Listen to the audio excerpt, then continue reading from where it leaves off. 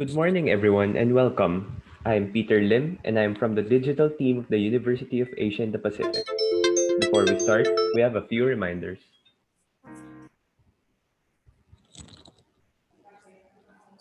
Please work in an environment where background noises can be muffled.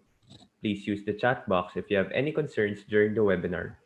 During the Q&A portion, please type your questions in the Q&A window. Be attentive and avoid distractions. If you're facing any technical difficulties with Zoom, please log out and log back in again. Let me now turn over the floor to our speaker for today, Mr. Danny Umoso. Hello, good morning, everyone. So I hope we are all healthy. So at the same time, enjoying life while we are still having our work from home and blended modalities. So anyway, so let's start. The topic for today is about work-life balance in the computing age. So let me just share the material. So can you actually see this at your end? Yes, sir. Yes. Okay, thank you. Okay, so I actually had chosen this particular topic because most of the time we do discuss about work life and there's no inclusion pertaining the technologies involved or technologies that we actually use in our daily tasks or our daily work. So to begin with, let me just start this with a video presentation.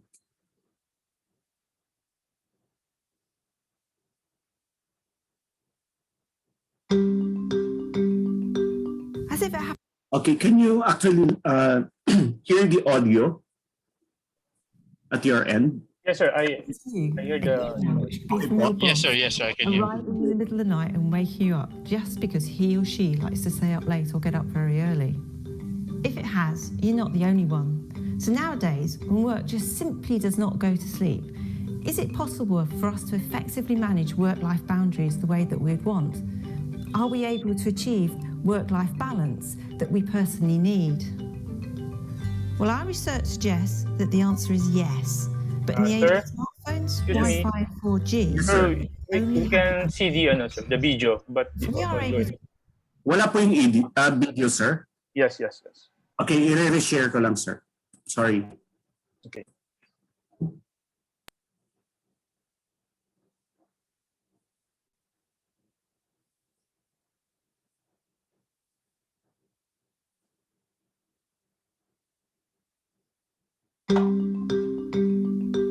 As if it happened to you, An email okay, which no, could be sir. from your boss, arriving in the middle of the night and waking you up just because he or she likes to stay up late or get up very early. Sir, Anthony, If it has, you're not the only one. So nowadays, same pa din. No No video. Is it possible for us to effectively manage work-life boundaries the way that we'd want? Are we able to achieve work-life balance that we personally need? Well, our research suggests that the answer is yes. But in the age of smartphones, Wi-Fi and 4G, it will only happen under new conditions. As if it happened to you, an email which could be from your boss, arriving in the middle of the night and waking you up just because he or she likes to stay up late or get up very early. Sir Anthony, okay na? Sir, wala pa rin video. Parang lumabas yung video kanina. But, wala. Maybe we can just skip then yung video po. Sige, last time po, let me test kung okay na po. As if it happened to you, an email which could be from your boss. Sir, okay na? Wala pa rin. So try kong i-open lang sa sir? Sorry. Okay, nangyari. Kasi when we tested this a while ago, it's working. Yeah. So open ko na lang doon sa po.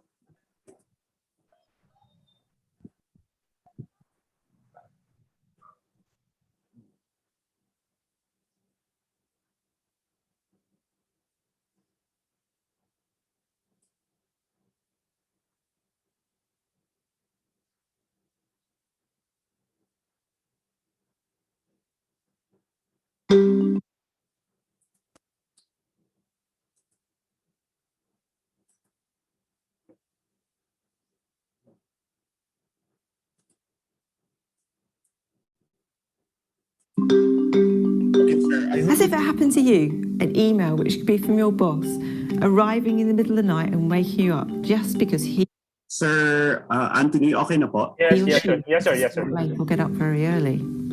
If it has, you're not the only one. So nowadays, when work just simply does not go to sleep, is it possible for us to effectively manage work-life boundaries the way that we'd want? Are we able to achieve work balance that we personally need? Well, our research suggests that the answer is yes, but in the age of smartphones, Wi-Fi and 4G, it will only happen under new conditions. If we are able to go offline and if employers and colleagues respect our right to switch off. What my colleagues and I have focused on were what used to be the very clear boundary between work and the rest of life. What we have found is that this very clear boundary has transformed into many little boundaries. Increasingly, we carry work with us all the time on our devices, with the idea that we decide how often and for how long we switch in and out of work mode. These frequent switches happen mainly while we're online and do not involve any physical changes as in the past, when we had to travel to work and often dress for work. Now we can move from one role to another and back without even realising it, as people like Stephen told us in their video diaries. Okay, we're at 11 o'clock. So much for going through emails for an hour. And I'm in a chat at the moment. I don't know if you can see that with another colleague, because you can see that I'm online. You know, if you're online, just accept it. Sometimes that happens. With greater flexibility about how, when and where we work, there are potential benefits and drawbacks, sometimes even anxiety, or perhaps the fear of missing out if we don't keep up with all of our messages. The problem with the iPad is that it's a work iPad. The mail icon is my work mail account. And I can see in the evenings, if I open it up to check Facebook, that I've got mail notifications. So this is very tempting for me to look at it, and it requires all my self-control not to press that in the evening. But I don't want to look at it, so it's just going to stress me out. What we often heard from research participants is that online activities and communication are playing a dominant part in their lives. As a result, work-life boundaries are no longer about being online or offline. Both work and life happen and mix online. So in order to effectively leave work, you may need to be completely offline, switching off for a few hours, or you may even need a full weekend of digital detox. And then not undermining yourself. If you set up an out-of-office email message, then don't answer your emails. Absolutely, and it's not just about the individual, it's about how we negotiate, how we work online with our colleagues, and that could be difficult to initiate in a conversation with our managers. So there are new responsibilities for employers too. It's not just about refraining from sending emails at night. It's about setting up realistic expectations and actually respecting them. We would like to explore these and other aspects further with businesses and organisations. So if this sounds familiar or interesting to you, then please do get in touch.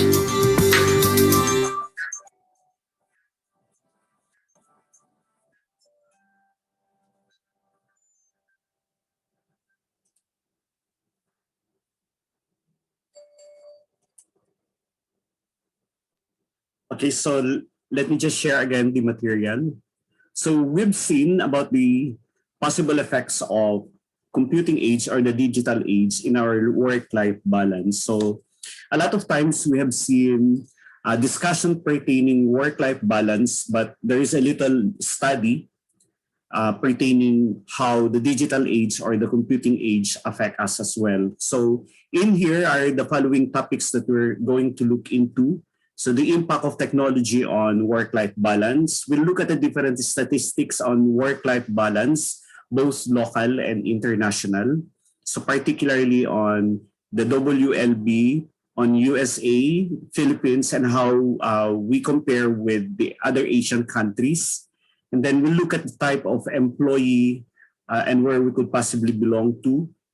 The closer look at the current WLB or work-life balance, the signs of poor work-life balance, how we would be able to achieve a good work-life balance, and eventually the results of excellent work-life balance. So what type of employee are you? So in most cases, we actually adhere to some types of work behavior that we try to integrate our work to our personal life. So this is Ryan Swift, which is actually who is actually considered as a cycler. So I'm a quality manager for several plants located around the country, and I travel several days each month to do quality audits. And once done, I fly home as quickly as possible to focus on family and give them more attention. I'm flexible, a bullier. I focus where I need to focus when I need to focus. So the type of employee Ryan Swift is, he's a cycler, and also he's a divorced dad who alternates periods of completely separating work from family while traveling, followed by weeks of being the primary caregiver for his daughter. The second type of employee would be an integrator type. So Sally White is an engineer who actually works for a company that manufactures bicycles, and it's an industry she's passionate about. So since her main job or hobby is also cycling, rather, sometimes it is really hard to turn work off. Okay, since she cares so much about the product they are producing, also because she's constantly connected to the system or online, she can work anywhere, anytime. So for example, if she's going on a plane to go on vacation, she's got her computer with her and tries to do some work even when she's in a business trip or probably even in a vacation. So this type of employee actually falls under the second type, which is an integrator. The third type is a separator like Josh Scott, who's actually working as a BP or a senior BP, and she tries to, as much as possible, separate his life from his work.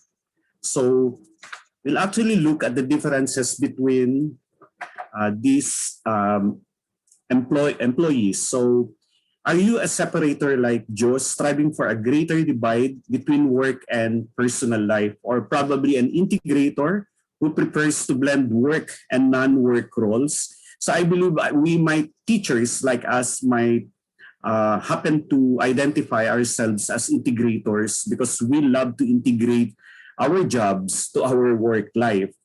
But in some way, we would see ourselves to be more than a cycler rather than an integrator. So a cycler like Ryan experiences recurring patterns of separation to focus on work, followed by intense work-life integration. So looking further at the differences between the three types of employees, we'll be able to see that separators are actually people who tends to fall under two categories, either a divider or a captive. So a divider have high control separators. So when one is able to give each role its priority by focusing on work when at work and your home life when at home. So basically these people are people who would not look into their emails or do any online notifications while at home. While the captive type of separators are low control separators. When one is forced to separate, like an example would be an employee who works in a customer facing job, such as employees under food service. They try to preclude not looking at any information or probably instances happening in their home when they are actually facing customers. These are considered as captive because they are forced not to look at any instances or any information or probably any situations being done in their homes while they are at work. Now, the second one are the integrators. There are actually two types of employees that fall under integrators. The first one is the fusion lover. They have high control. They are actually high control integrators, and they are someone who choose and enjoy integrating. So another type of integrators would be a reactor who has low boundary control and often feel they are putting out fires and responding to both work and non-work demands. So reactors prefer more separation as the lack of control diminishes their well-being.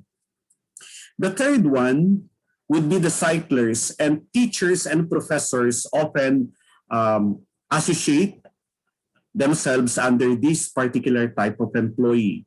So teachers or most cyclers experience prolonged separation between work and non-work during habitual peak work times. With these mountains of work followed by periods of higher work-life integration, and during this time, cyclers then focus on friends or partners they did not have time to be with during peak work periods, or families such as parents with children during summer or school breaks. So meaning cyclers would have peak time of works, and then eventually they will have a certain period of time where they could have their vacation. Teachers do relate to this because at some point during our normal periods, or I mean the normal days in terms of how we conduct classes, I mean the face-to-face, we normally have a peak time during the month of June. Okay, but at this point it's already I think September, or with the effect of the pandemic, I think we have already November as the first semester. So during this period, we have mountains of work, and we can only relax during our vacation time. And this is what we refer to as the summer period. The last type is actually a hybrid type, and these are the kinds of employees who could possibly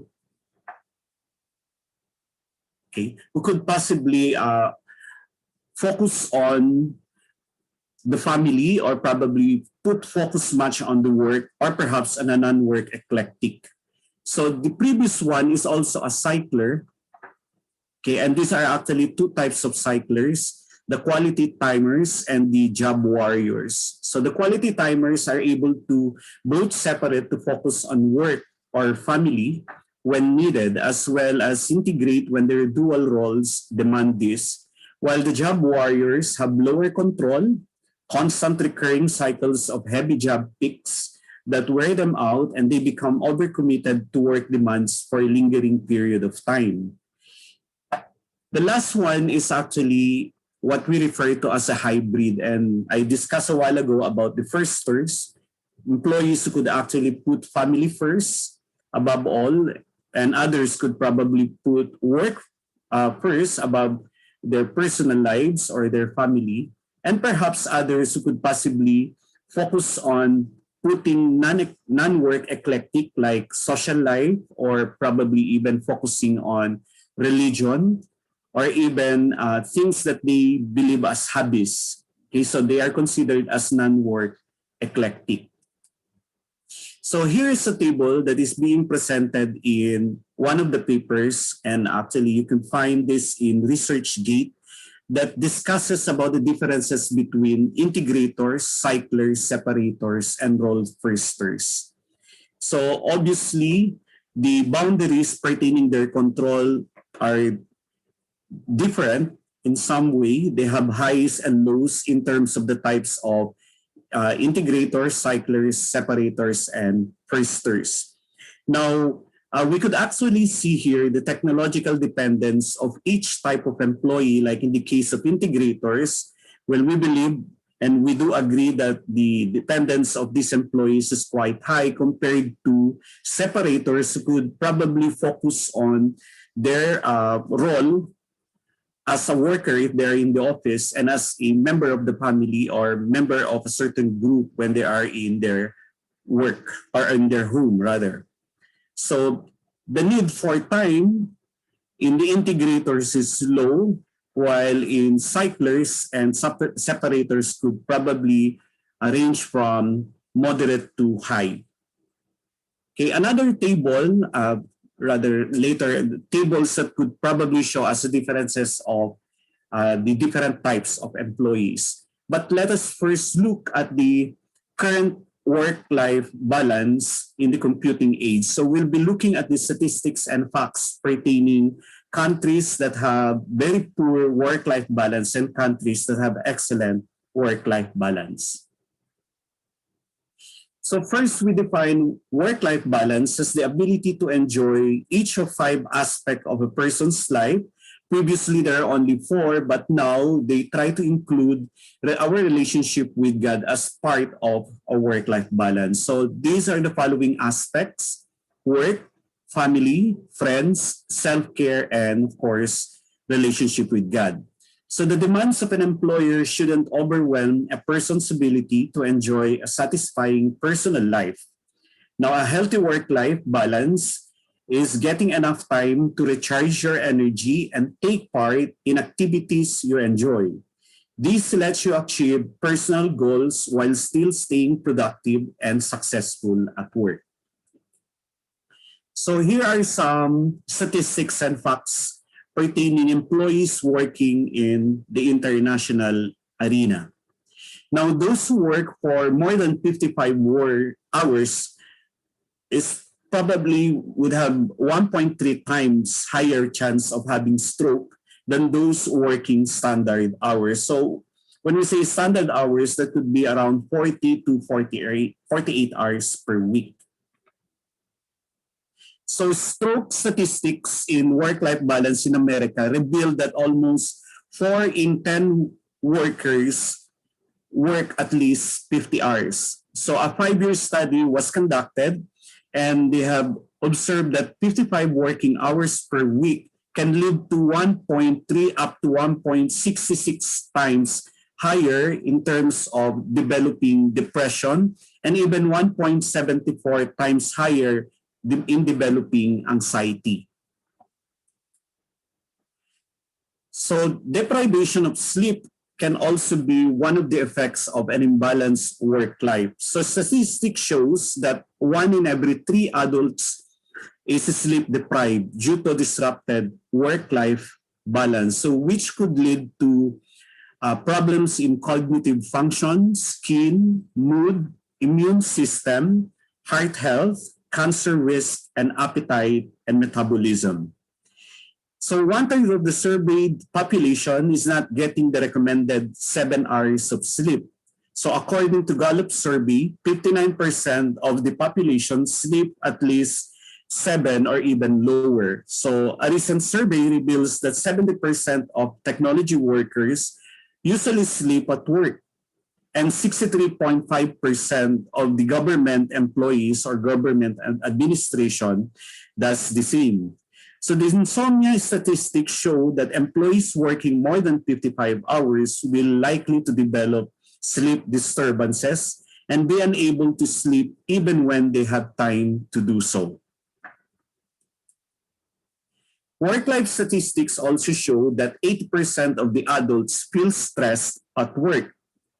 So according to the study of the World Health Organization, occupational phenomenon caused by stress in the workplace create or resulted into an 80% of the working adults feeling stressed at work. And at some point, stress caused the workplace to lose around $300 billion in productivity each year.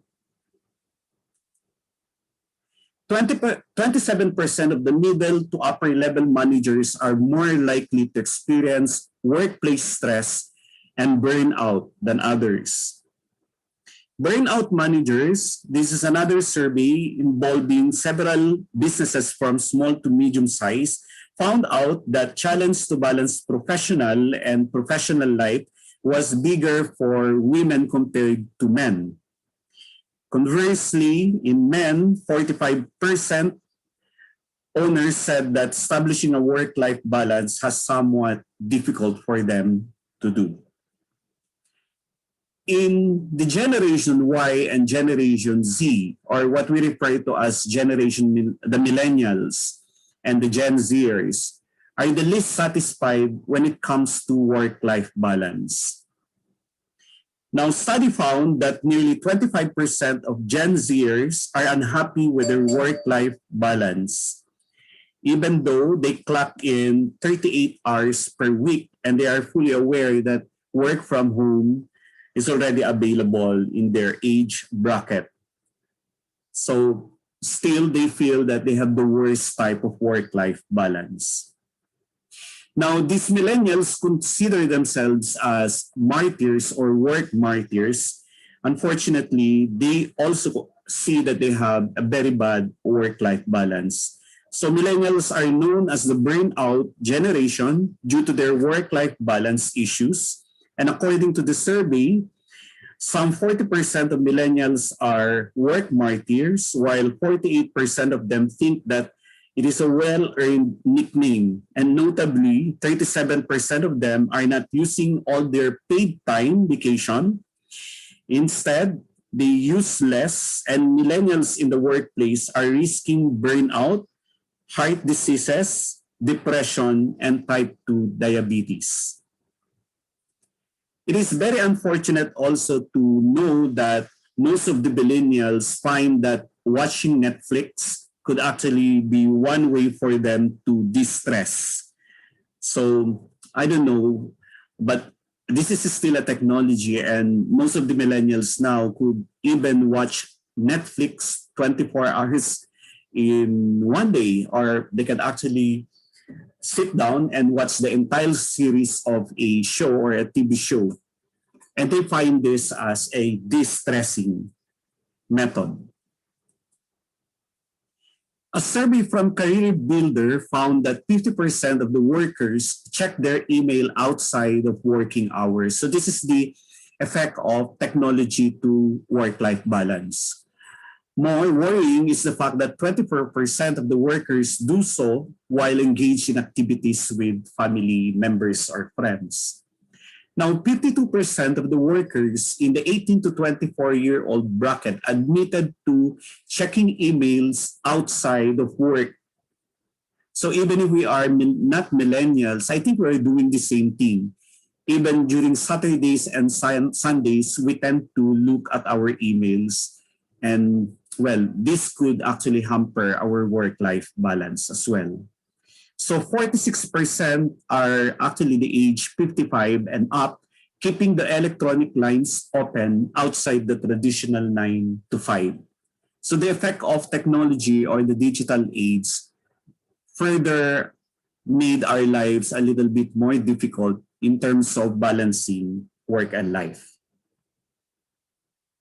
So another facts, 48% in USA, 48% of Americans consider themselves workaholics. 66% of the American workers lack work-life balance. 77% of full-time US employees experience burnout. 26% of Americans take their work at home. And the US has one of the worst vacation scores globally. 25% of women had to return work within 2 weeks after giving birth. So hindi pa fully recovered. They need to go and do the work.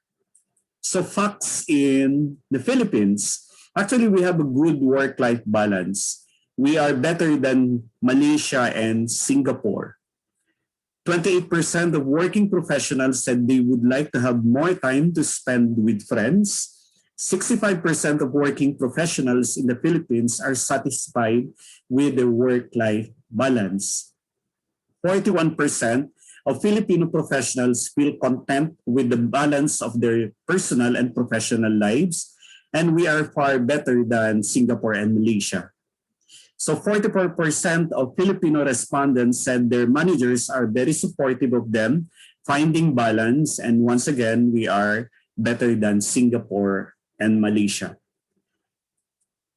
So the further technology effect on WLB. So 57% believe that technology had ruined the modern life or the modern family dinner as reported by Workfront.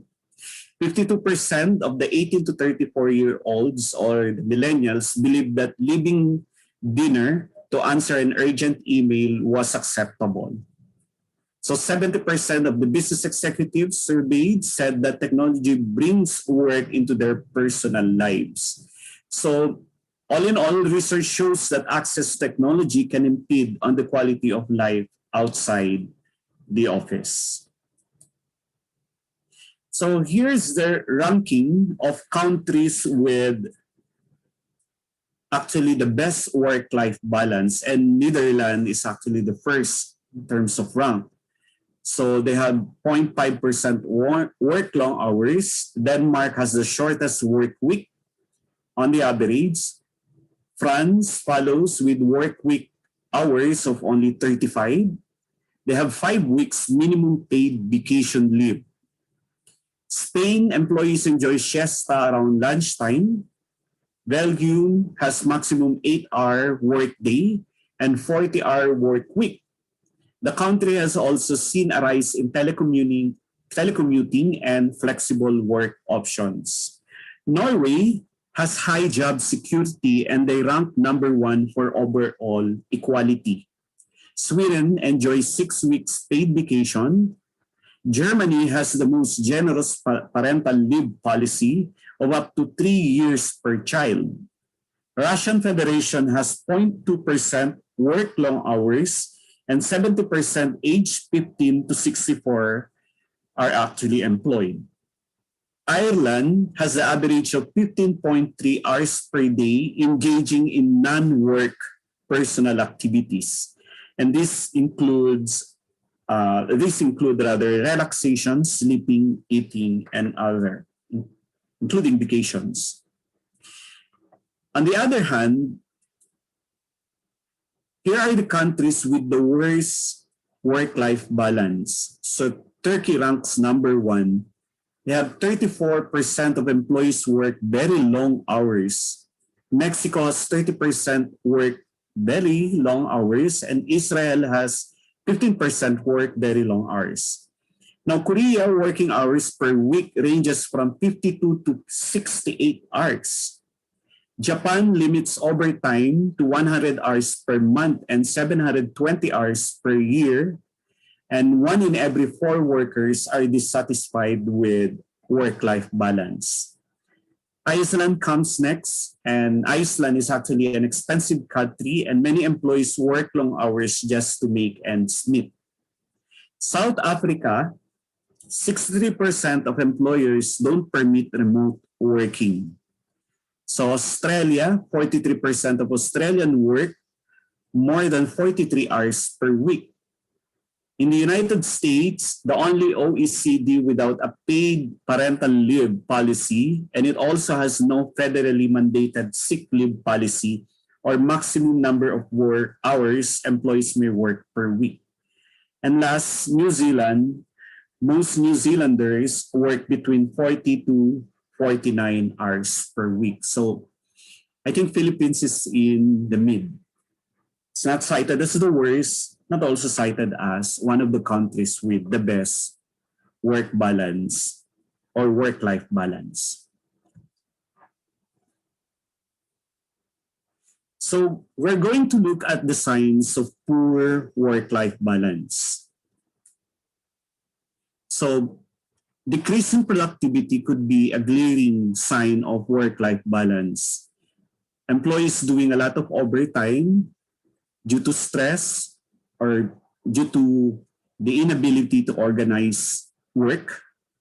Employees taking a lot of time off to deal with emergencies involving children or other dependents are also signs of poor employees' work-life balance. High level of employee stress, high rates of absenteeism or staff sickness, and high levels of staff turnover. All of this may lead to increased risk of atrial fibrillation or probably even heart disease. And the stress associated with it also can contribute to osteoporosis and immunosuppression. It may also lead higher risk of anxiety and depression. So I tried to look at certain research showing the workload of teachers. So this is a study done in Du Bois State University, and this is conducted in 2018. Okay, participants reported an average 61 hours per week spent working, including around 10 hours on the weekend. And the breakdown is shown below.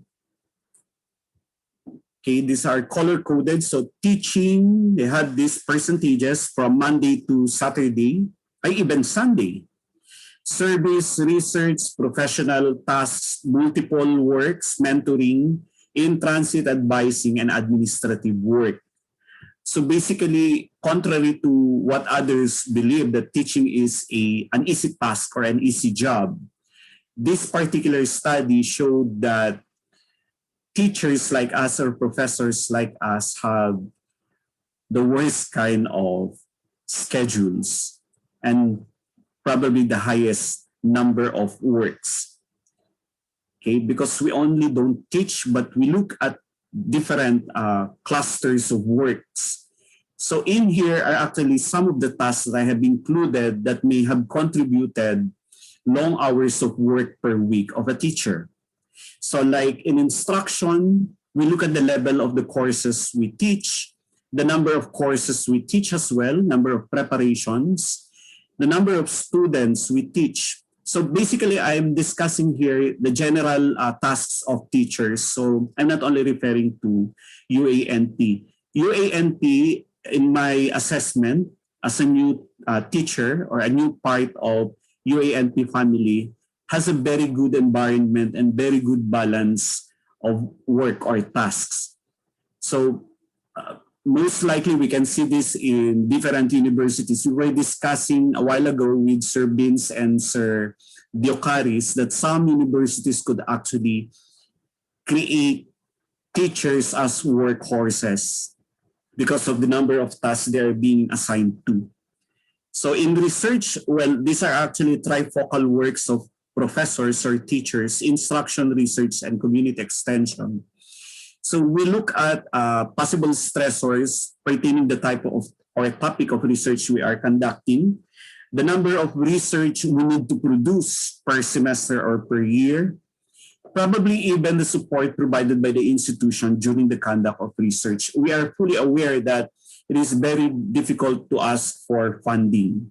In some cases, teachers would even try to find funding from the outside. Well, it's a good thing a lot of institutions or organizations would require commissioned researches. Community extension, the type of community service we conduct, the frequency of community service, and the support being provided by the institution during community service. Administrative support, so the degree of influence we have over the courses we teach, the discretion we have over the content of the courses we teach. So we look also at the quality of our undergraduate students. So we are very lucky we have a very good set of students here. Students who could actually cope up easily and students who are more likely intelligent or even better to intelligent students. So the quality of graduate students also whom we interact and other services that we possibly require are being provided for. So teaching services, mentoring, consultation, professional assistance for improving teaching or professional development, and contribution to financial profitability of our program. We look at these tasks as part or component of being a faculty member or being a teacher. And these tasks are unknown to some employees, okay? Especially to the non-teaching personnel working in the industry. They are always thinking that teachers simply teach. And they have a saying that those who can't simply teach, degrading our capability pertaining the task we do. But if they only know, they would probably not even think of becoming a teacher. So as we have seen, the research might probably be true also for other universities. Okay, if we try to compare the study being conducted in the Voice State University, because somehow we also agree that we are working more than 60 or even higher number of hours as a teacher. But then again, this is our passion. We teach not because we are counting number of hours. We teach because we love to impart our knowledge or we love to assist or at least mentor our students. So we do believe that teaching is not a work at all. It's basically a passion or a vocation, as they say. So now what we're going to look at, we've seen the problems arising from an imbalanced work life. We've seen the different percentages, facts, and statistics rather, pertaining the instances whether a work-life balance is good or probably a poor work-life balance. So now the question of how we would be able to achieve a work-life balance. Now, here are some tips in maintaining a healthy work-life balance. So number one, we could actually play to our own strengths. So don't try and be all things to all people. So we focus on our strengths.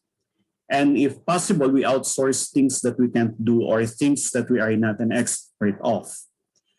So second, we try to prioritize our time. We identify the urgent or the most important thing to do. And then we try to categorize the other tasks that we have.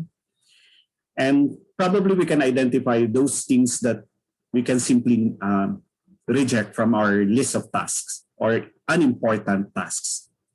The third one is to know our peaks and troughs, so our lows and highs.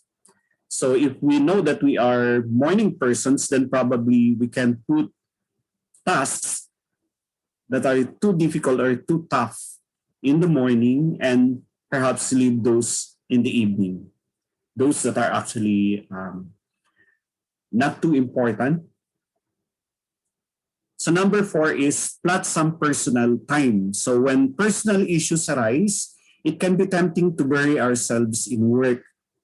So at some point, we need to have our me time. So the fifth one is have set work hours and stick to them. So set work hours for yourself and do everything in your power to stick to them. Otherwise, before you know it, you'll be working until midnight every night. So I think this would actually cause burnout. So find time for your finances. So it's good to at least use software to control or probably to look into our finances. At some point, if we don't have a good control in our finances, this could also lead to stress. Manage your time long term. So create a timeline of your activities. Specific computer programs can probably be used to customize our work activities or our schedule of activities. So put dates across the top of the activities and activities down the side rather. So break each task into components, and it is very important for us to include our schedules for family commitments such as holidays, birthdays, parties, and the likes. Next one is we have to make our workspace work for us. So it is very important for us to have a section in our house, especially now that we have the pandemic. We try to make sure that our tables, our chairs should be as ergonomic as possible. This would reduce stress. Next is tap into technology. Instead of driving to a meeting, we can make use of Skype. Actually, this is what we're doing now. We use Zoom, we use Google Meets, Microsoft Teams, etc. So make exercise a must do and not a should do. So it is necessary to take care of ourselves as well. So it's easy to cancel the gym, the evening run, or the yoga class because of a client.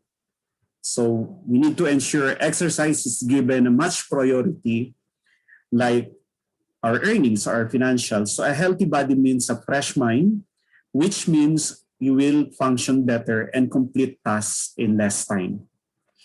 Take time as well to make time. So invest in time tracking tools. There are plenty of tools we can use to track everything and effectively estimate how long our next work task will take. So budget time. At some point, we put a certain number of hours or a certain number of minutes to a particular task or a particular activity. 13 is do what you love. So make time for something you love, probably reading or maybe a coffee time with friends. This would enable us to be refreshed and be nurtured. Be realistic as well. At the end of each working day, perform a little self-analysis. So we may ask ourselves what worked today and what didn't, and what went wrong, and probably how we can fix those errors. So step out. Working for ourselves can get lonely at some point. So we may be able to schedule a coffee time with our friends and peers, discuss ideas, and probably just providing support to others would be a good thing. So manage our minds. So when fear or self-doubt or anxiety creeps in, do some work on your mental health, such as meditation or probably reading business books or any book that you are very interested in. So it is also important for us to take a break.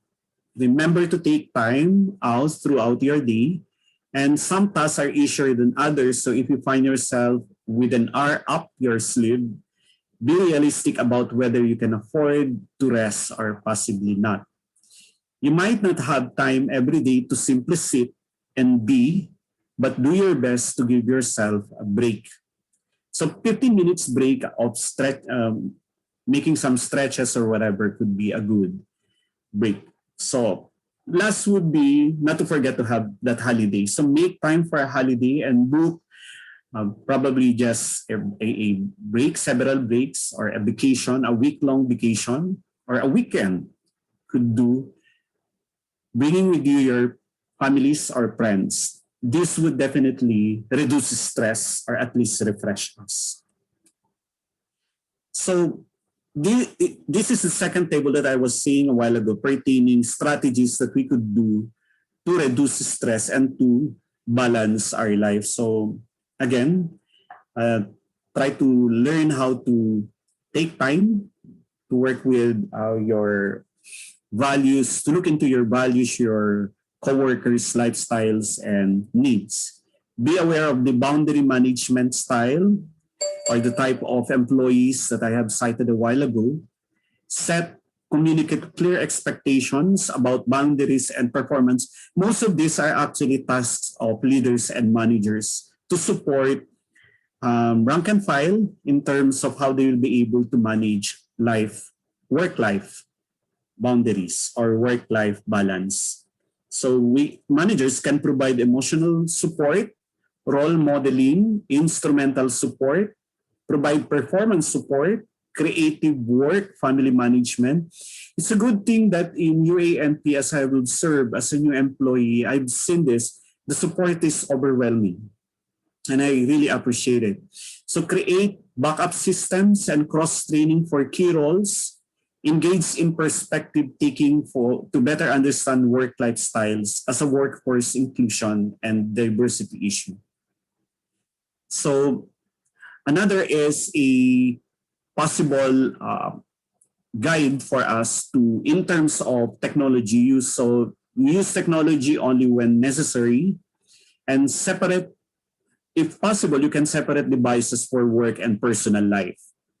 Okay, to reduce stress. At some point, if we use our computers or laptops that we use during our work hours, whenever we are at home, we are being tempted to open our work files instead of simply probably using our laptops for social media or updating our social media.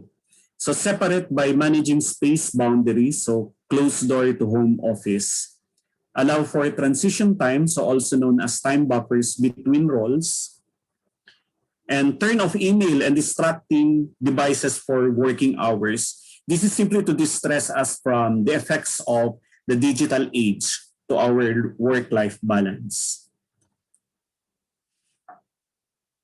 However, technology can also be used in improving our work-life balance. Number one is improving our productivity with the use of cloud technology and with the capability of some software to do collaboration and conferencing.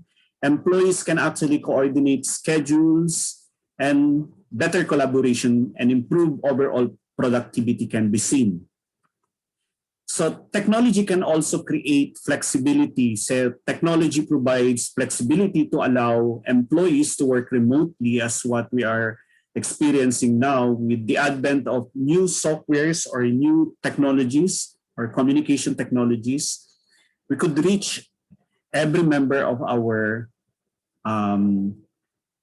work or our industry rather. Now, another technology that can help us in work-life balance would be to download some applications that could probably assist us in improving our wellness and our mind, especially in the form of meditation. So this is an example of an app called a Headspace app. And this app can positively impact mental and physical health. So let me just show this video. So I hope this will work now. Sir Anthony, please inform me if it's not working. Congratulations on finding some headspace and can you see this at your end, and can you hear this video presentation? taking the time to look Yes, sir. Yes, your mind. Get started on the home screen. Your current session is always up top. Below, you'll find everyday headspace with a new meditation every 24 hours and your recently played exercises. Sir, sorry, may video ba? No video, sir. Yeah. Sir. Let me just again open the file. Open ko na lang po yung file from my folder, and then I'll just share the video. Congratulations on finding.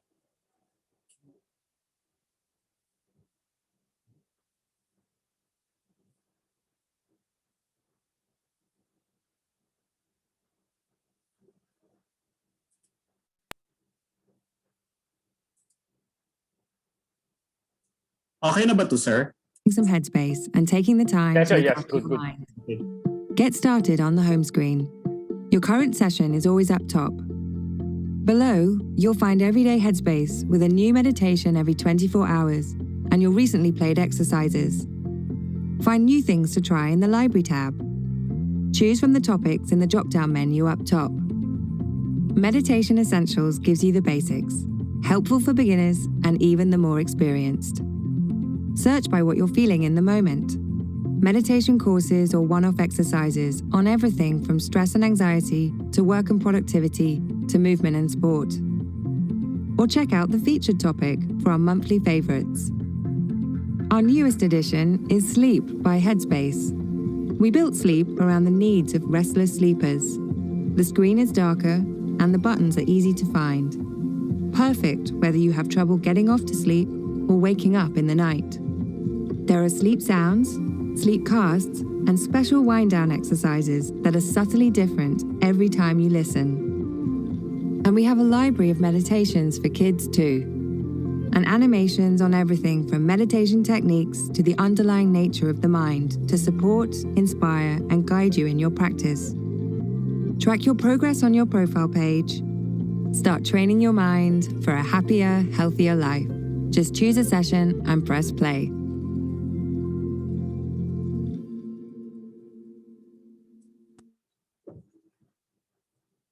Okay, so this is just one of the possible apps that we could use to assist us achieve work-life balance.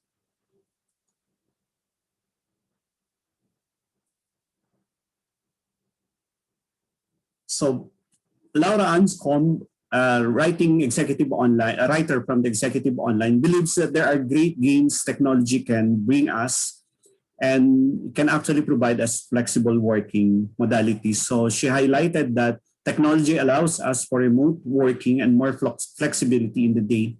So the only key to managing technology usage would be, of course, control. So feeling obligated to check emails when engaged with valuable social time, like family time, is not a sustainable or healthy behavior. So that's it. So the following are the results of work-life balance in the computing age. So a good work-life balance can enable staff to feel more in control of their working life, and this may lead to lower anxiety and depression. It increases productivity, less instances of sickness and absenteeism, a happier, less stressed workforce, staff feeling valued and that their personal and or family life is important. It would definitely improve employee mental health and well-being. Staff would be seen more engaged, and greater employee loyalty, commitment, and motivation will be expected. Staff is less likely to leave or lower turnover, and of course, better control and discipline on the use of technology. So other advantages are also seen in terms of, So it saves money spent on healthcare, lower infant mortality rates in the case of women working in a company, improves relationships, and it makes us more satisfied in general. So here are also the items that we could probably gain, a business can probably gain if we have a work-life balance. So it would tend to eventually create lower level of absences, sickness, and stress from employees, increases competitiveness and productivity. It boosts staff morale, improves customer service, helps you react to changing market conditions more effectively, and meets customer demands through flexibility. It may also lead to more committed and positive attitude of your staff. It reduces staff turnover and minimizes recruitment costs. And finally, it increases recognition as a business that people want to work for and therefore helping you attract better people or top talents. So that's it. These are the references that I've got and I've referred from. Thank you so much, guys.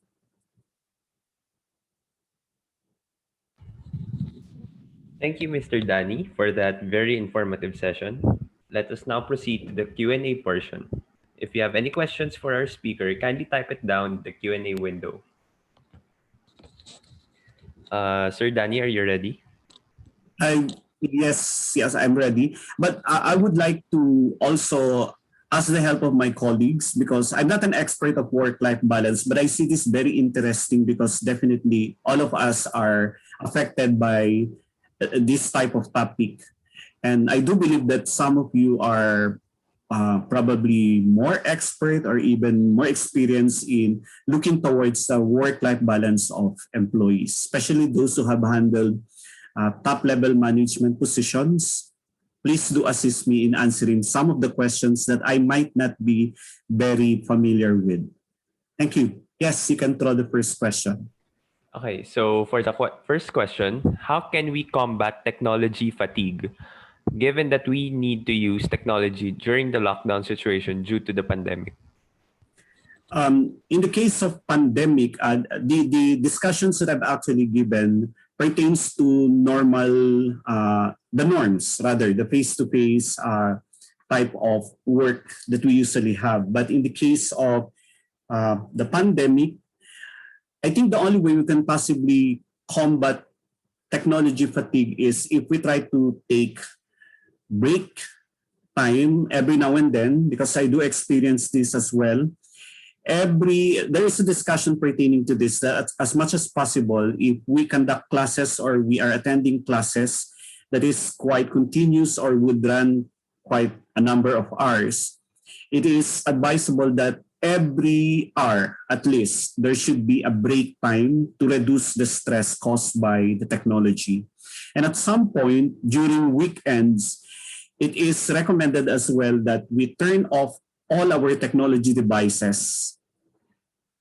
In fact, they even insist some gurus in this area insisted that we turn off our mobile phones and we allow only lines or telephone lines to be up and running, because we know that our mobile phones are most likely used for work types. Okay. If there's any recommendation or probably any other suggestions that may be given by my colleagues, it would be most appreciated on how we would be able to combat technology fatigue.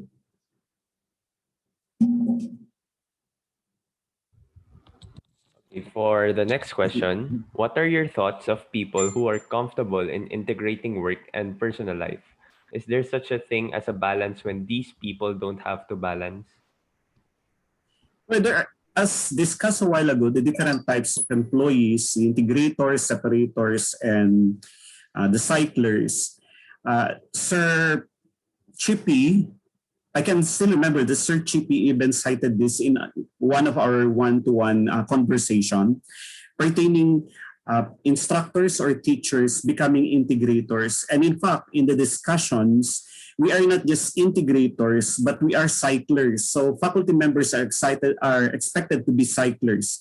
And cyclers' work are even further more difficult than the integrators, because cyclers can integrate rather work and life, a balance, or work at the same time our responsibilities in our social life. But at some point, there are people who are well adept, or probably they became an expert in juggling work and life at the same time. But we have to remember that doing this would definitely create at some point stress, because we cannot even identify whether our social life is being given enough time, or is it us doing more on our work rather than our life.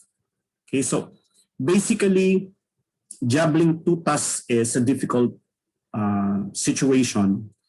But if we can balance them well, then it would be into the advantage of the employee. But there are some people who would separate their work from their actual life. So may mga separators, and these are the kind of people who would have difficulty in balancing or integrating technology in their life.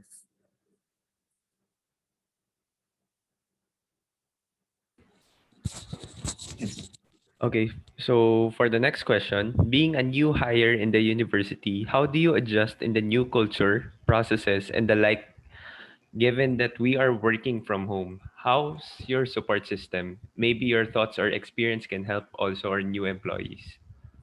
Wow, this is very interesting because at some point during my initial work with UANP, but first I would like to thank UANP for accepting me as one of the members of the family. I really find it exciting and challenging at the same time. Challenging in the sense that my normal job was to manage people before, because I was a dean. But then I have to go back and become a teacher again, which is actually my first love. Okay, I do love to teach. Looking at the number of preparations given by Sir Chippy, I'm very glad that I only have 3 preparations, because where I came from, we normally have 5 up to 8 preparations at some point. This is already a violation from CHED. But in UANP, we are given up to most siguro 4, but I do have 3 preparations. It is a little bit challenging because I handle graduate school and the undergraduate school. So I have to shift the method of how I should be handling these students. At some point, nakakalimutan ko yun eh. Sa grad school, I sometimes try to treat them as if they are undergraduates. So medyo nalilito pa rin ako. But it is very exciting because now I am being hooked to, again, teaching students. And as I've said, this is my original passion. In terms of stress, so far, everybody experiences stress. Adjusting well, at some point, we do feel a little stressed, but being able to cope up is a good thing, and it's a very refreshing feeling for me. I'm very glad that we have actually an HR that is very supportive. From time to time, they do follow up and check on me. And I'm very glad that I have a very, very, very supportive colleagues, especially Sir Chippy. From time to time, he asks me if I'm okay. He asks me if I need help. And I'm lucky that I have Sir Diocaris, the one always assisting me. From time to time, even in the evening, I do send messages to Sergio Caris pertaining some of the tasks that I'm quite confused, especially the Canvas, because I'm still adjusting. This is the first time, I've seen Canvas before, but this is the first time that I really tried to dig deeper or put myself into how I would be able to use technology well. So overall, the university is very supportive. And I think I would be happy to stay with UANP. As a new hiree, I don't have any complaints. Thank you. Okay, so for the next question, how do we tell our teachers to chill during these times? This is one of the most difficult questions probably that we could ask from our teachers. But as I've said, teachers are very flexible. This is one thing that I can probably, based on my 30 years experience, I find teachers to be extremely flexible. And I find them not really the type of employee who would complain a lot. Because first, before you become a teacher, you would definitely know the job or the difficulty of being one. So diving into this kind of profession would also teach us how we would be able to balance things. So balance our life at home and balance our life at work. So perhaps my advice would be to always try to have little break times or short break times. As much as possible during summer period, we could actually have the entire 2 months if we are not working, especially those who are working in the government. They can have 2 long months to delve into family life, social life, and be with their friends. Thanks. For the next question, how much sleep do we need to ensure a healthy WLB? Come again, how much? I'm sorry. How much sleep do we need to ensure a healthy WLB? It is suggested that there should be at least 7 hours of sleep. But I don't know. In my case, I can only talk about myself. So in my case, I normally have 5 hours of sleep. Probably because of age also. They say if you become a little bit older, you tend to have shorter sleep. Not necessarily because you have a lot of things to do. Pero wala you are being trained to have that number of hours. So, well, suggested is at least 7 or at least 8 depending on your age. But as teachers who are in the bracket of 45 and up, we normally have only 7 hours at least of sleep.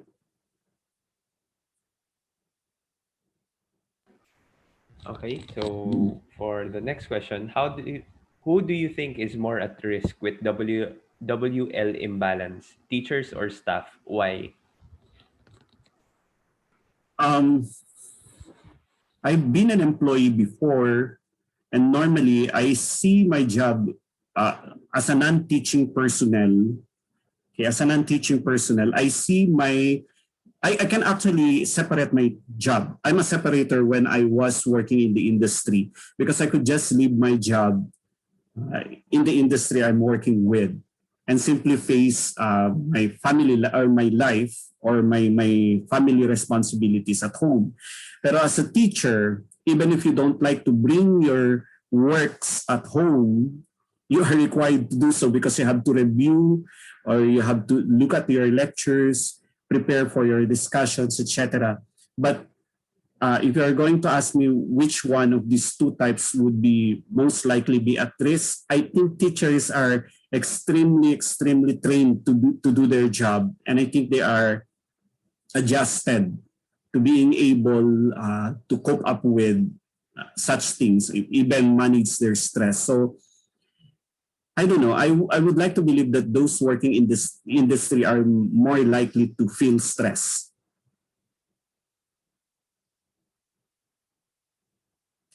The level or the type of job they work as well. As I cited a while ago, managers or mid-managers up to the top level management would have higher risk of experiencing anxiety, depression, and even worst case scenario would be yun nga, even heart attack.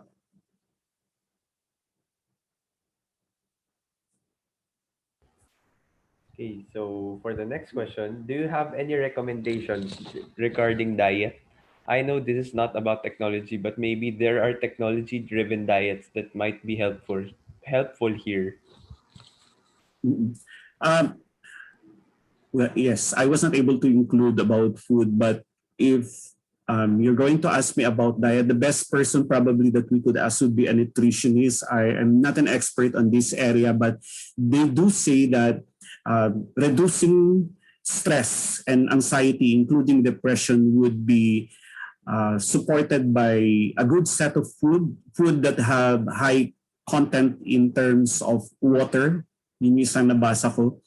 I think a good or a balanced diet would also support this. But if I'm going to identify what type of food, I'm sorry, but I cannot answer this question as this won't fall into my purview. Thank you. Okay, so for the last question in the Q&A window, we have a lot of old teachers in UANP. How should work life work with them? Will it be the same as with the younger teachers? Do you think the old teachers should retire already? Oh my God. Ang hirap naman ng tanong na yan. I don't think they should retire already because these are experts. Okay? The good thing about telecommuting, I'm sorry, or the presence of the technology to support online teaching or online consulting is the fact that even if these instructors are quite old in terms of age and they are definitely a bit slower in terms of physical activities, their minds are intact, their expertise are there, and they are very important in our work or in our industry. In terms of whether I should require or I should recommend that they should retire, I don't think so, but there is a government mandated rule on this. But I have seen a lot of teachers or professors working in the government universities that even at the age of 80, even higher, I've seen somebody who was at the age of 87 teaching as part-time in University of Caloocan. So I think the content of our brains will always be there. For as long as we're capable of conducting classes, then I think we should not retire. So yun lang. The only advantage of the youngsters or the millennials is the fact that they are very quick in coping up with the technology or understanding the technology. But in terms of the expertise and the knowledge involved in creating a good environment of providing this kind of knowledge and skills, I would still believe that the seasoned professors or the older professors are better than, I hope, walang magalit, pero better than those who are still starting in the teaching profession. So their expertise are very important. So if they can still teach, then why not allow them? Okay, so as of now, there are no more additional questions in the Q&A window. Are there any more follow-up questions from our audience?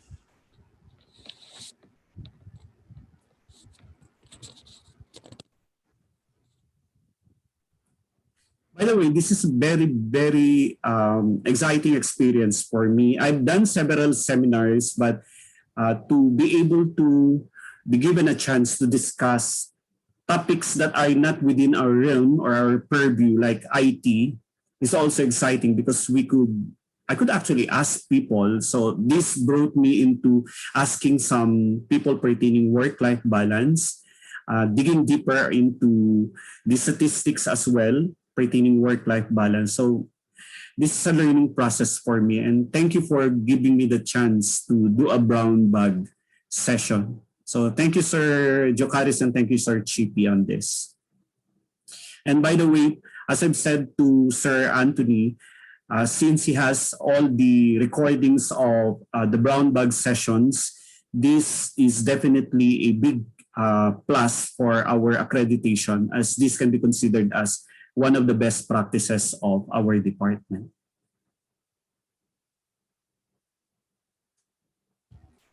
Okay. So I think, sir, wala na pong tanong. Okay, sir. So now that we're finished with the Q&A portion of our program, I will now hand over the mic to our brown bag coordinator, Mr. Romel de Ocaris. Okay, thank you everyone for being kind. Thank you. Thank you very much, Sir Danny, for your presentation today. It's quite enlightening to know regarding the work balance of what has been happening every day. Okay, thank you very much, sir, for your presentation, and everyone. Thank you very much also for joining us again in our March Brown Bag. And please stay tuned for, again, in our April Brown Bag as we present Sir Israel Brizuela regarding data privacy. Thank you very much, everyone, and good afternoon. Stay safe. Thank you. Peter, thank you, sir. Thank you, sir.